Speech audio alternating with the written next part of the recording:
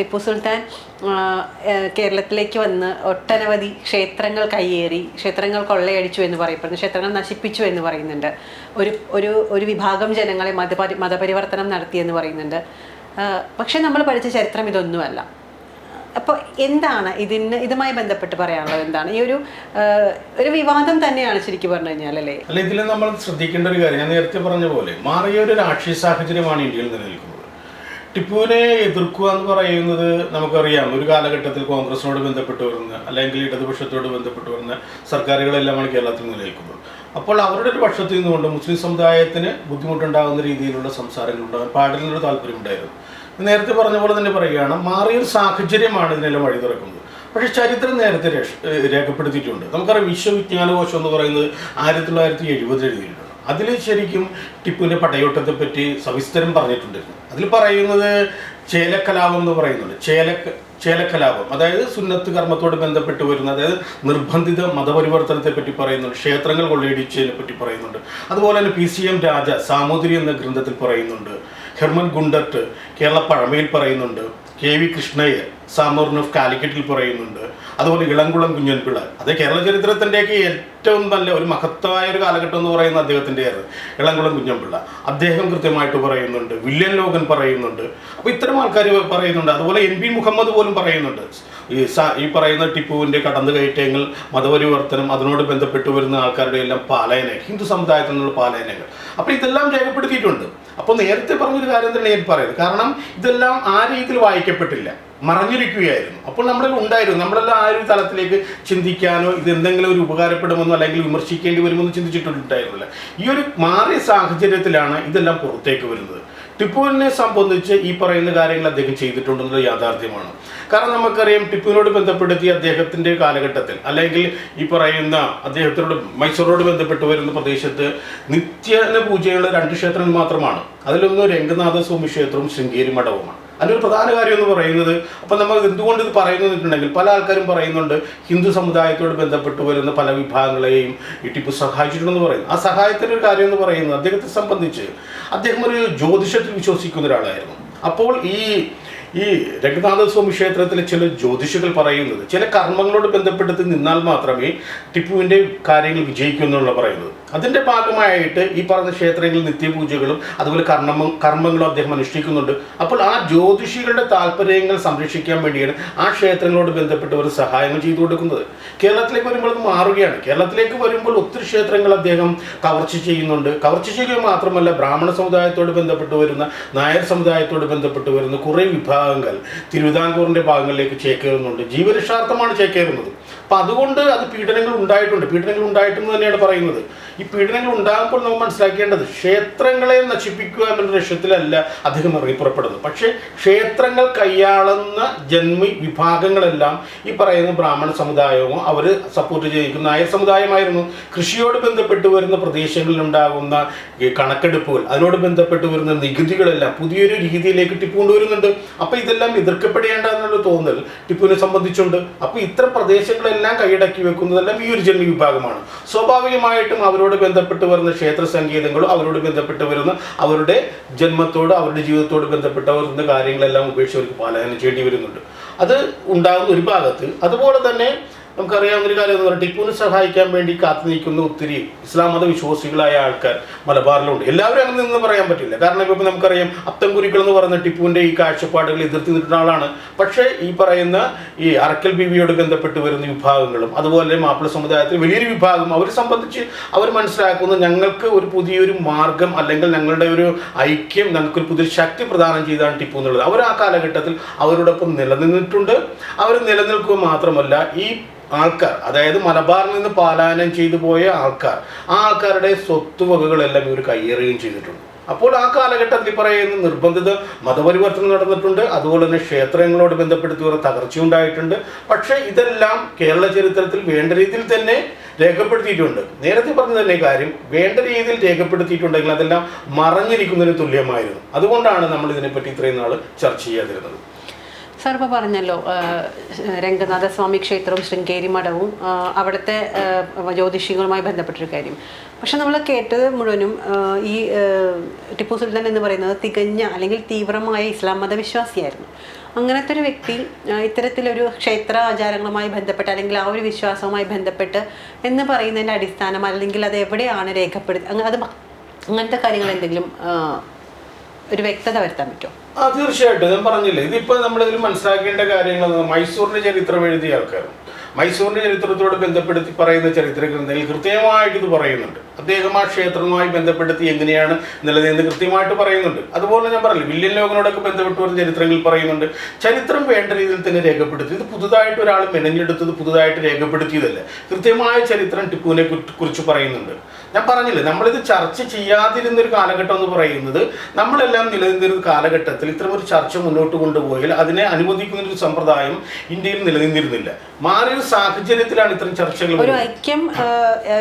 ഒരു ഐക്യം ഉണ്ടാവാൻ വേണ്ടി മനഃപൂർവ്വം ഇതിനെല്ലാം പൂഴ്ത്തി വെച്ചതാണ് എന്നാണ് സാർ പറയുന്നത്. ഞാനൊരു ഐക്യം എന്നുള്ളതിന്റെ അപ്പുറം, കാരണം ഇത്തരം ഒരു ഭരണകൂടം നിലനിന്നത് ഇസ്ലാം മതവിശ്വാസികളുടെയും ഹിന്ദു മതവിശ്വാസികളുടെയും എല്ലാം അവരുടെ കൂട്ടായ സഹകരണം ആഗ്രഹിച്ചുകൊണ്ടാണ്, അല്ലെങ്കിൽ അതിൽ സ്വീകരിച്ചുകൊണ്ടായിരുന്നു. മാറിയൊരു സാഹചര്യത്തിൽ ഇസ്ലാം മതവിശ്വാസികളുടെ ആളുകളുടെ വോട്ടുകൾ വേണ്ടെന്ന് വാശി പിടിക്കുന്ന അല്ലെങ്കിൽ അങ്ങനെ ആഗ്രഹിക്കുന്ന ജനവിഭാഗം വന്നപ്പോഴാണ് ഇതെല്ലാം പുറത്തേക്ക് വരുന്നത്. അവരെ സംബന്ധിച്ച് വർഗീയപരമായിട്ടുള്ള കുറേ കാര്യങ്ങൾ പുറത്തേക്ക് കൊണ്ടുവരും എന്ന രീതിയിൽ പറഞ്ഞു വെക്കുന്നത്.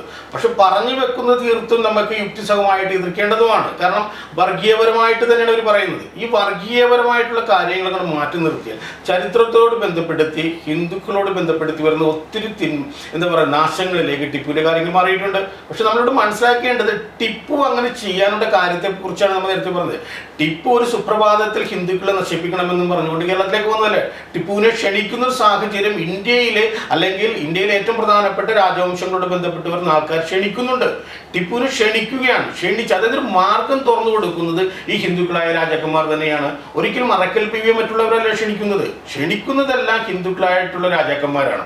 അപ്പൊ സ്വാഭാവികമായും അവരുടെ നിന്നുണ്ടാകുന്ന ശത്രുത അല്ലെങ്കിൽ അവർ പിന്നീട് നിലനിൽക്കുന്നത് വൈദേശിക ശക്തികളായിട്ടുള്ള ഈ പറഞ്ഞ ബ്രിട്ടന്റെയും ഡച്ചുകാരുടെയും എല്ലാം എന്താ പറയുക സാമന്തന്മാരായിട്ടാണ് നിൽക്കുന്നത്. ആ സാമന്തന്മാരായിട്ട് നിൽക്കുമ്പോൾ തന്നെ എതിർക്കാനായിട്ട് ഒരു വിഭാഗം മാത്രമല്ല, ബ്രിട്ടീഷുകാരെയും എതിർക്കണം, അദ്ദേഹത്തെ സംബന്ധിച്ച് ഡച്ചുകാരെയും എതിർക്കണം, അല്ലെങ്കിൽ ഈ കൊളോണിയൽ ശക്തികളെ എല്ലാവരും എതിർക്കണം. അതോടൊപ്പം തന്നെ ഈ പറയുന്ന രാജാക്കന്മാരെ എതിർക്കണം. ആ രാജാക്കന്മാരെ സപ്പോർട്ട് ചെയ്യുന്നവരാണ്.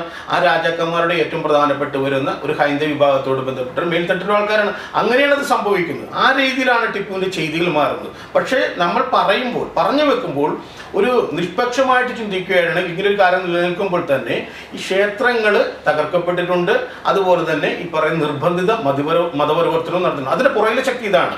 കാരണം ഹിന്ദുക്കളായിട്ട് നിലനിൽക്കുന്ന ആൾക്കാർ മുസ്ലിങ്ങളായിട്ടുള്ള ഈ പറഞ്ഞ വിഭാഗത്തെ തകർക്കാൻ വേണ്ടി അല്ലെങ്കിൽ ഒറ്റിക്കൊടുക്കാൻ വേണ്ടി നിന്നാണ് തോന്നൽ ടിപ്പുവിനെ സംബന്ധിച്ചുണ്ടാവുന്നുണ്ട്. അപ്പോൾ ചരിത്രവും യുക്തിയും മാറ്റി നിർത്തിയാൽ രണ്ട് രാഷ്ട്രീയ കക്ഷികൾ തമ്മിലുള്ള അല്ലെങ്കിൽ അവരുടെ രാഷ്ട്രീയ ഒരു നിലനിൽപ്പിന് വേണ്ടി ഉണ്ടാക്കിയതാണ് ഒരു ആദ്യ കാലഘട്ടത്തിൽ കുറെ കാര്യങ്ങൾ മറച്ചു വെച്ചതും പിന്നെ ഒരു കാലഘട്ടത്തിൽ ഇതെല്ലാം ഉയർത്തിക്കൊണ്ട് വന്നതും എന്നാണ് സാറ് പറയുന്നത് അല്ലേ? അങ്ങനെ തന്നെയാണ് ഞാൻ വിശ്വസിക്കുന്നത്. കാരണം നമ്മളിപ്പോഴും പറയുന്നത് ടിപ്പുവിനെ ഒരു സ്വാതന്ത്ര്യ സമര സേനാനിയായിട്ട് പറയുമ്പോൾ ആരോടാണ് അദ്ദേഹം ആ ഒരു പ്രക്രിയയിൽ ഏർപ്പെട്ടു എന്നുള്ളത്? ബ്രിട്ടീഷുകാരോടാണ്. പക്ഷെ ആദ്യമാണ് അങ്ങനെ ഒരു കാലഘട്ടമല്ല എന്ന് ഞാൻ പറഞ്ഞു.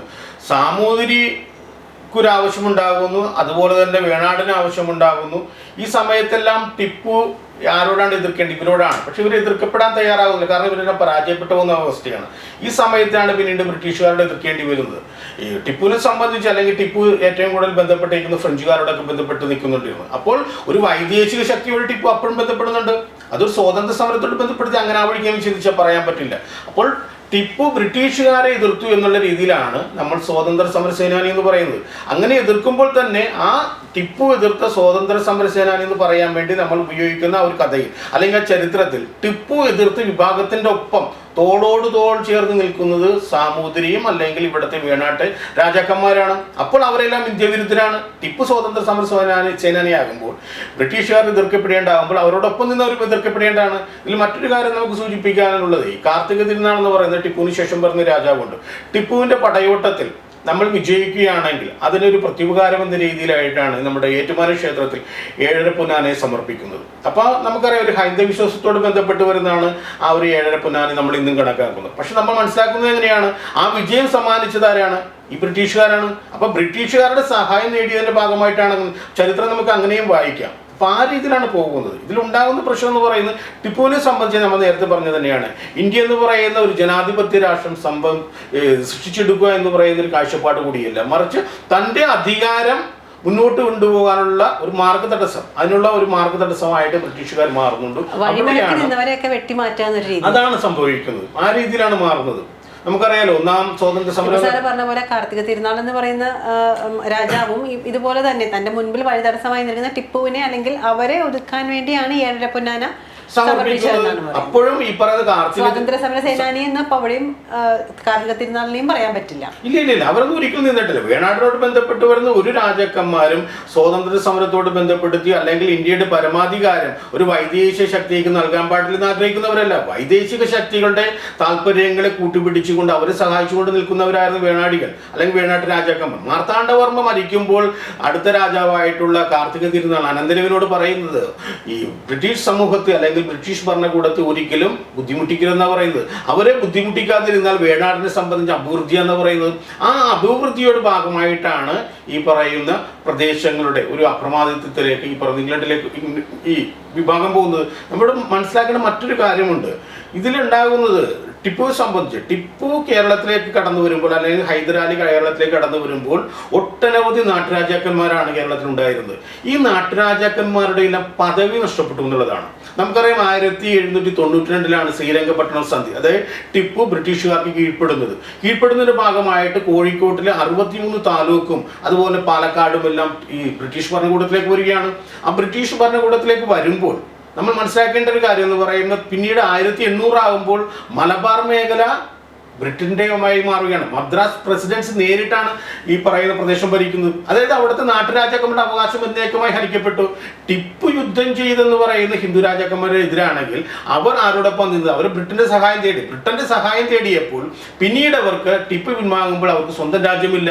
1800 കഴിയുമ്പോൾ ബ്രിട്ടന്റെ കോളനിയായിട്ട് ഏറ്റവും പ്രധാനപ്പെട്ട ഒരു പ്രദേശമായിട്ട് മദ്രാസിന്റെ കീഴിൽ വരുന്ന പ്രദേശമായിട്ട് മലബാർ മാറുകയാണ്. പിന്നീട് ഉണ്ടാകുന്നത് കൊച്ചിയും ഇവ പറയുന്ന വേണാടുകളും. വേണാടായിട്ട് എങ്ങനെയാണ് ഈ പറയുന്ന ബ്രിട്ടീഷുകാരെ ഒരിക്കലും പിണക്കരുത് എന്നുള്ള സന്ദേശം നൽകിയിട്ടാണ് മാർത്താണ്ഡവർമ്മ മാറുന്നത്. അതിന്റെ ഭാഗമായിട്ടാണ് പിന്നീട് വരുന്ന ആൾക്കാരെല്ലാം ബ്രിട്ടനോട് ബന്ധപ്പെട്ട് നിലനിൽക്കുന്നത്.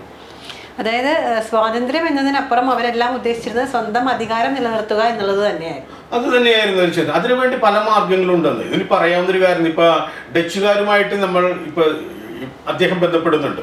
ഈ കൊച്ചി രാജാവ് ഡച്ചുകാരുമായി ബന്ധപ്പെടുന്നുണ്ട്. വേണാടികളെ സംബന്ധിച്ചിട്ടാണെങ്കിൽ ഡച്ചുകാരോട് ബന്ധപ്പെടുകയില്ല. ഡച്ചിന്റെ ആ ഒരു കാലഘട്ടത്തിലുള്ള ഡിലനോയുടെ സഹായം സ്വീകരിച്ചുകൊണ്ടാണ് ഈ തിരുവിതാംകൂറിന്റെ സൈന്യത്തെ വിപുലീകരിക്കുന്നത്, ആധുനികവൽക്കരിക്കുന്നത്. അതുപോലെ ഫ്രഞ്ചുകാരുമായിട്ട് ബന്ധമുണ്ടായിരുന്നു, ഡൂപ്ലയുമായിട്ട് ബന്ധമുണ്ടായിരുന്നു. ഒന്നാം കർണാട്ടിക് യുദ്ധം നടക്കുന്ന സമയത്ത് ബ്രിട്ടീഷുകാരെ പരാജയപ്പെടുത്താൻ ശക്തമാണ് ഈ ഫ്രഞ്ചുകാരെന്ന് പറയുമ്പോൾ അവരുമായി കൂട്ടുകൂടാൻ വേണാടികൾ ശ്രമിക്കുന്നുണ്ട്. ഇതിനെ കണ്ട് ഭയക്കുന്നുണ്ട് ആര്? ഈ ഇംഗ്ലീഷുകാരെ സംബന്ധിച്ച് തിരുവിതാംകൂർ എന്ന് പറയുന്ന രാജ്യം ഫ്രഞ്ചുകാരോട് ബന്ധപ്പെട്ടിട്ടുണ്ടെങ്കിൽ ഞങ്ങളുടെ താല്പര്യങ്ങൾ മിക്കവാറും നടക്കില്ല എന്ന് തോന്നുമ്പോൾ അവരെന്താ ചെയ്യുന്നത്? അവരും ഈ വേണാടികളെ സഹായിക്കാൻ തയ്യാറാവുകയാണ്. അപ്പോൾ വൈദേശിക ശക്തികളെന്ന് നമ്മൾ പറയുന്നത്, അതായത് വൈദേശിക ശക്തികളെ പുറത്താക്കിയാൽ മാത്രമേ ഇന്ത്യക്ക് സ്വാതന്ത്ര്യം കിട്ടുമെന്ന് നമ്മൾ പഠിച്ചു വെച്ചിട്ടുള്ള ചരിത്രമുണ്ടല്ലോ. ആ ചരിത്രത്തിൽ പറയുന്ന ആൾക്കാരുടെ എല്ലാം ഏറ്റവും പ്രധാനപ്പെട്ട അംഗരക്ഷകന്മാരും അതുപോലെ സുഹൃത്തുക്കളുമായിട്ട് കഴിഞ്ഞവരായിരുന്നു ഈ പറയുന്ന രാജാക്കന്മാർ. അവരെ എതിർക്കാൻ വേണ്ടിയാണ് ടിപ്പു വന്നത്.